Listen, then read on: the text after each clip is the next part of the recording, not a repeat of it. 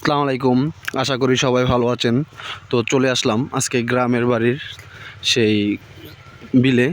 তো আজকে দেখাবো আপনাদেরকে যে শীতকালে বা যেসব সবজি এবং ফসল করা হয় খেতে মাঠে, তো এইসব ভিডিও।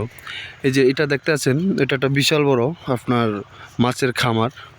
তো এটা নিয়ে একটা ভিডিও করব, আপনারা অতি শীঘ্রই ভিডিওটা পাবেন।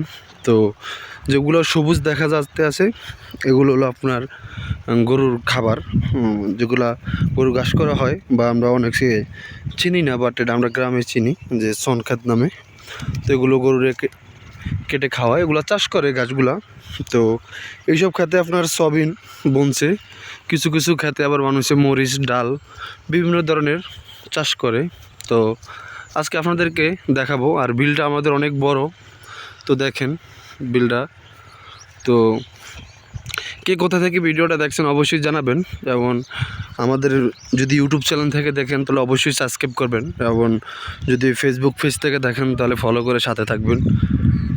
তো এই বিল অনেক আসলেই বড়, বাট আমরা মধ্য শ্রেণীর মানুষ, তো আমরা খেতে মাঠে কাজ না করলে দুবেলা ভাত খেতে পারি না। তো সবাই ভালো থাকবেন এবং সুস্থ থাকবেন, এই কামনা করি।